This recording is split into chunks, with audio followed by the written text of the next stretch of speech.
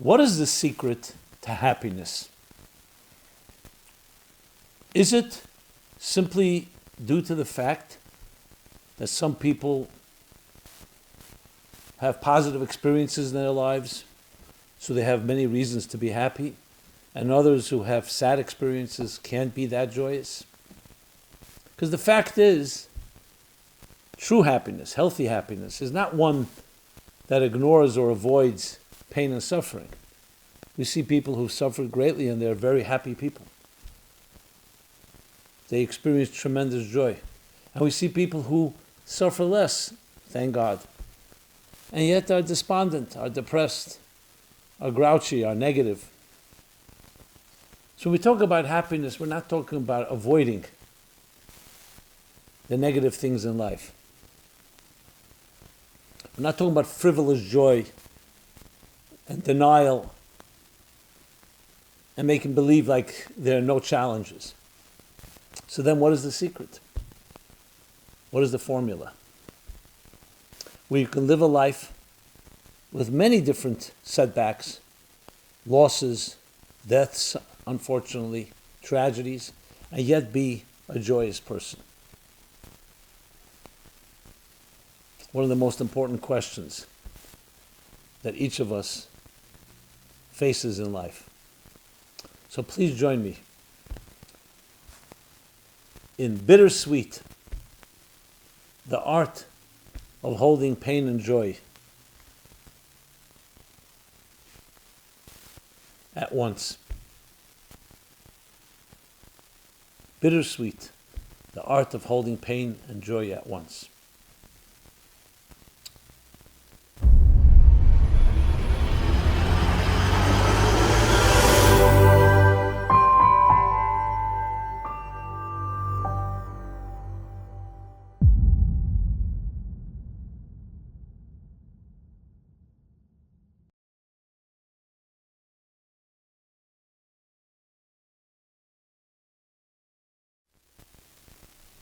Hi, this is Simon Jacobson, and we'll be speaking about Bittersweet, the art of holding pain and joy at once.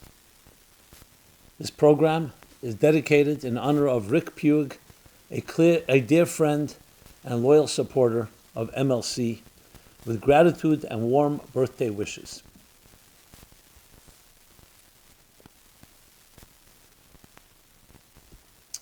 So, what is the secret to happiness? I know that's a loaded question. If we had an answer to that million-dollar, billion-dollar question, man, how many things would we avoid?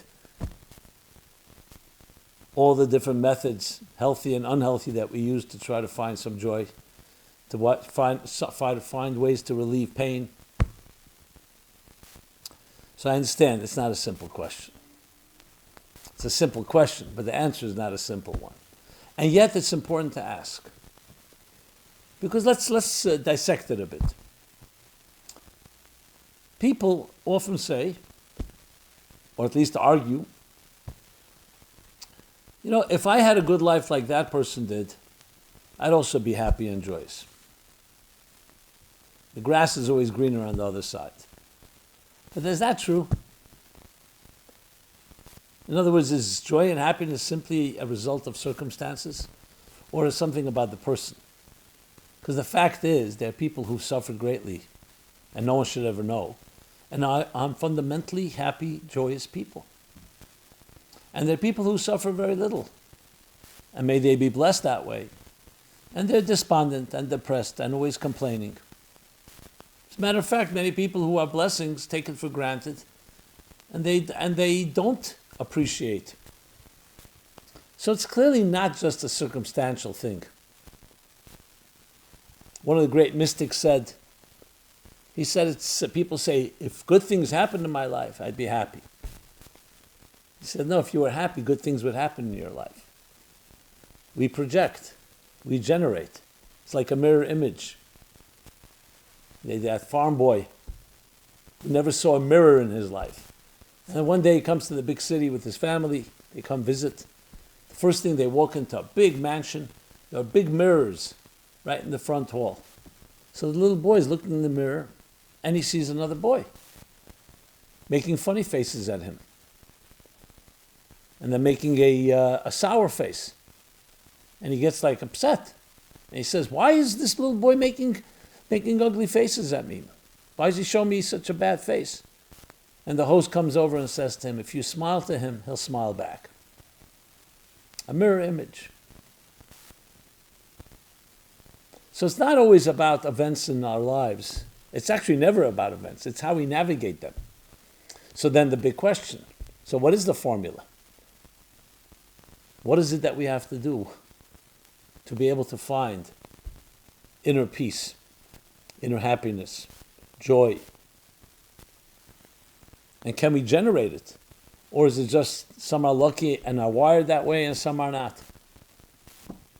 So let me share with you two passages, two statements from our timeless sages. One is at the end of the book of Genesis. I say the chapter of Genesis. So we know the story. A human being is created, put into the Garden of Eden, paradise, beautiful. But then man sins and is expelled, displaced from this beautiful environment, thrust into a difficult world. And things only decelerate from there. Human beings become corrupt. And at the end of the chapter, the interesting statement, God looks at the world and is saddened, it says.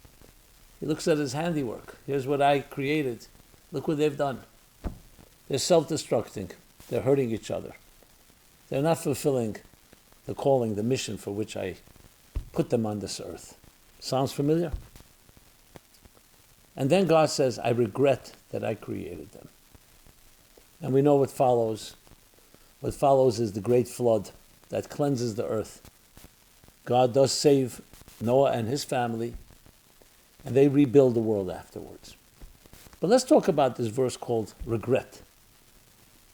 So the great commentator, Rashi, citing the Medrash, citing the oral interpretations from the sages, tells the following episode, that a heathen, a skeptic, you can say, a cynic, turns to one of the scholars, one of the sages, and says to him,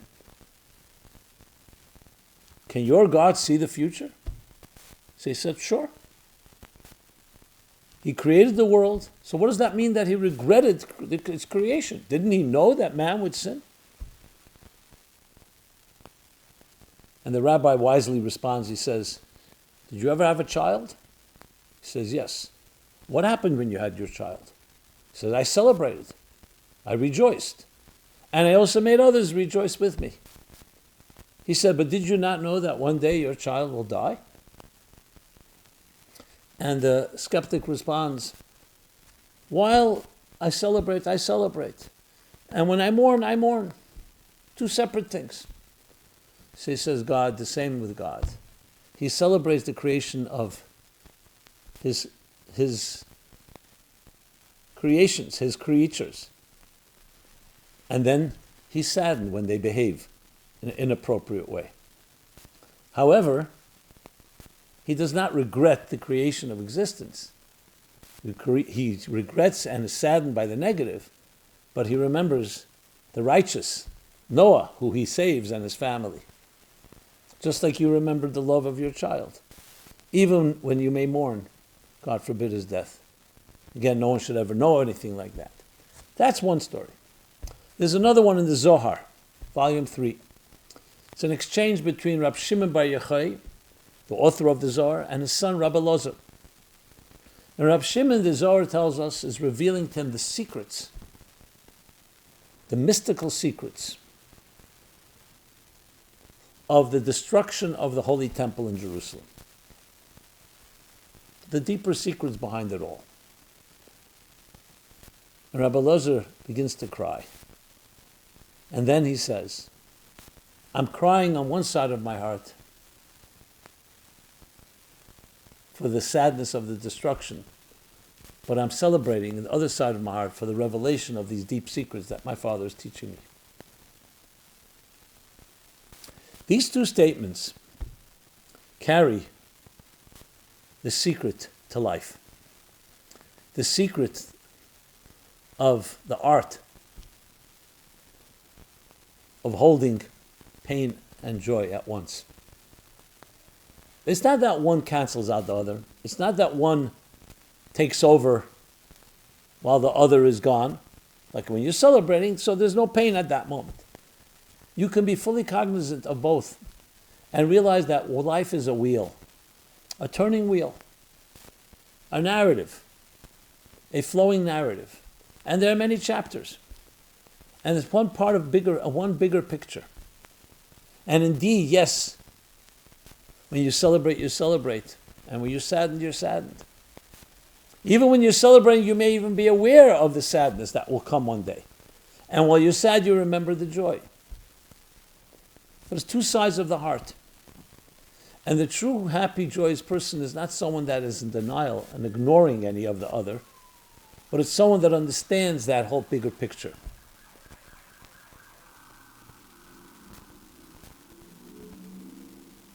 You see, we live in a life very often driven by the moment. The moment is a good moment, we're happy. It's a sad moment, we're sad. We don't think about the bigger picture.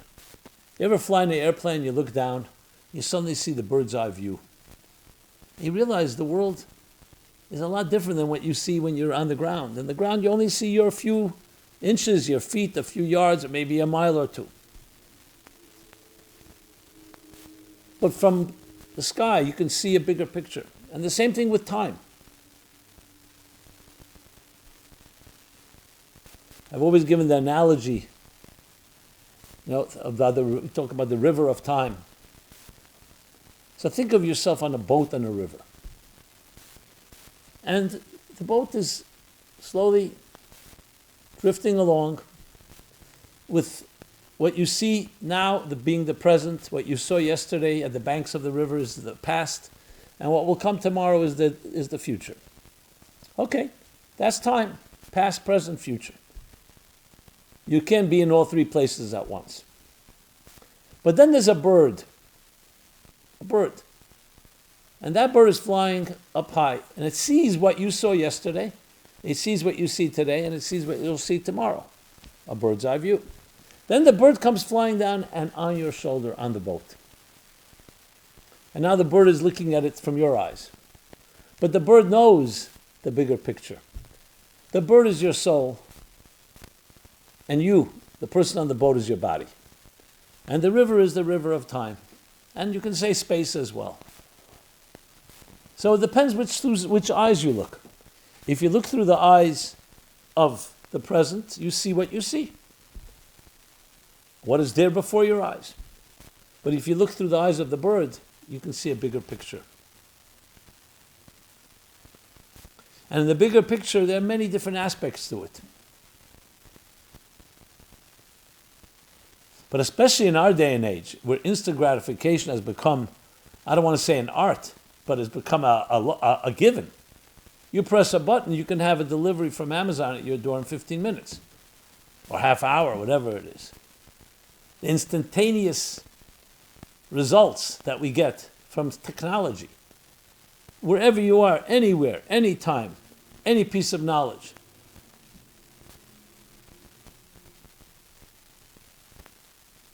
So it creates the illusion that life is just pressing a button. And if you don't get what you want, you're upset. But if you think about it, all the real things in life don't work that way at all.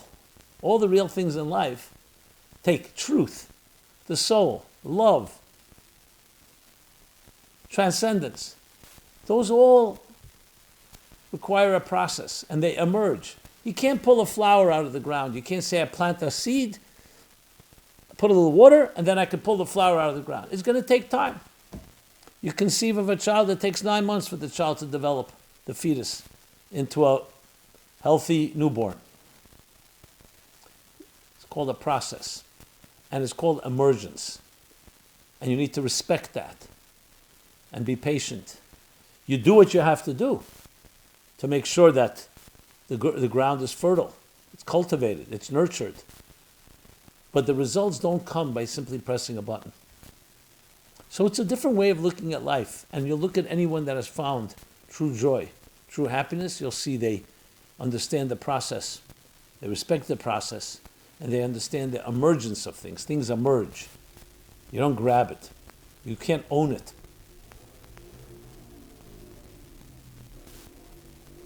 And another point is that happiness is a result of doing the right things. It's not like I'm going to now find happiness. It's a big mistake, but people do it all the time. I'm going to buy a book. That book is going to teach me the 10 secrets to finding happiness. Or I'm going to go on a retreat or on a cruise or travel or do this act that gives me pleasure. Or smoke this or take that. I mean, there are plenty, all the advertisers are selling you essentially pleasure and the avoidance of pain. And all by buying a product or an experience. The secret lies not in purchasing anything, it lies right within you. But it's buried within. It's a different way of looking, the bird within you, to see that bigger picture. Furthermore, in the story with Rabbi Elazar and Rabbi Shimon, if you think about it, it's even deeper. He's crying for the destruction, but he realizes that within the destruction lies tremendous secrets. That the destruction can bring something far greater.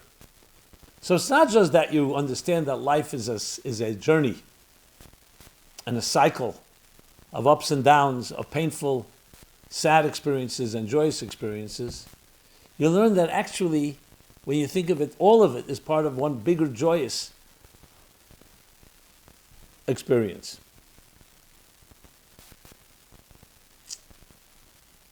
And the same with the first story, first anecdote. Obviously, it's sad when that child dies.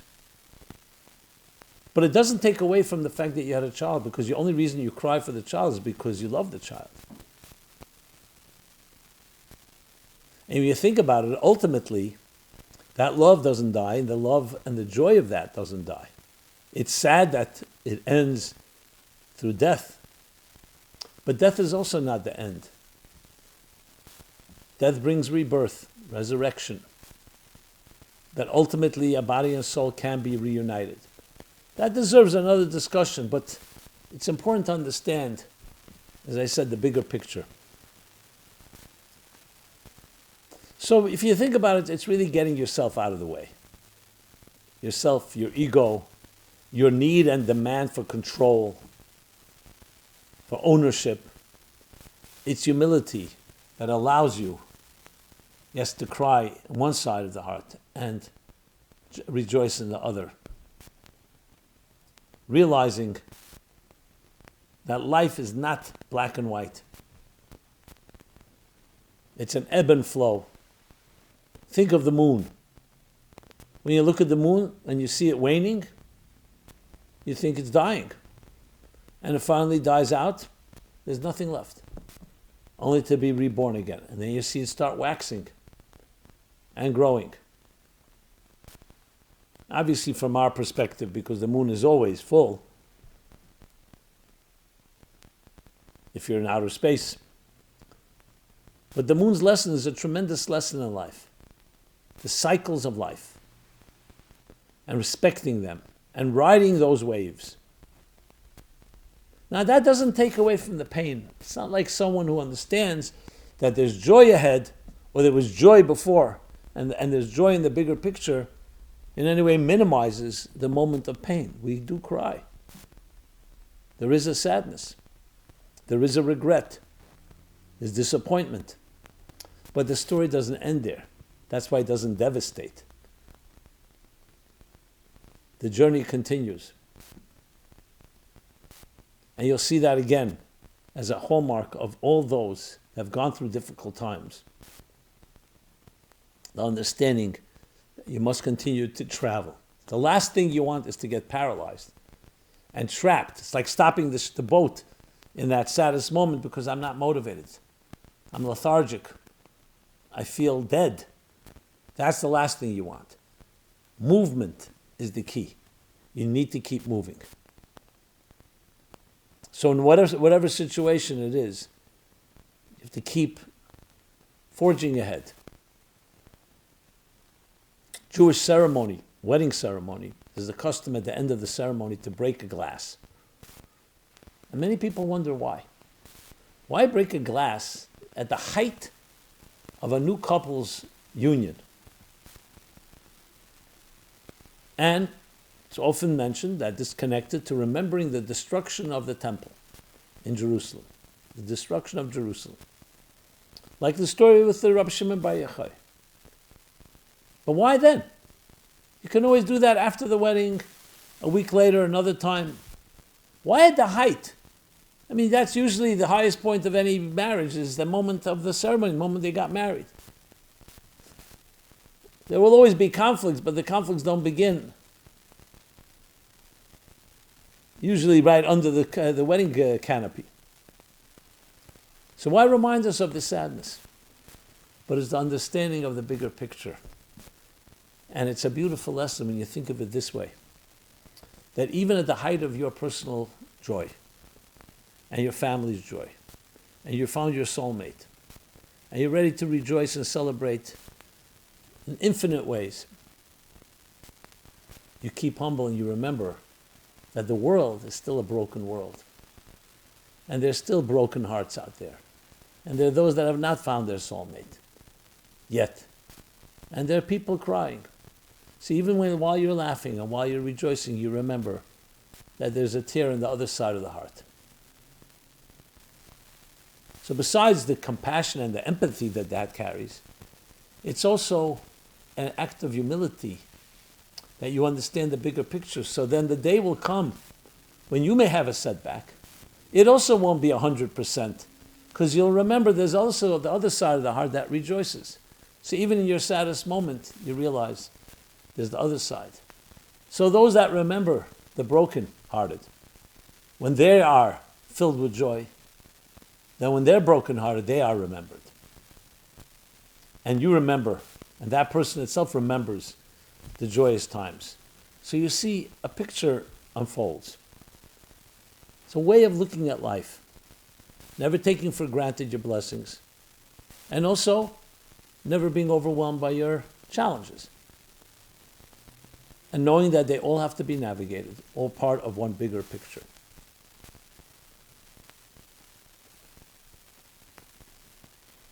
That is an art. That is an art, but we human beings have the capacity to contain paradoxes, to balance them. Everything in life is about the balance of opposites, of a contraction and expansion of the heart, of an exhale and inhale of the breath, and in general, of navigating the vicissitudes of the ups and downs and the twists and turns that life presents us.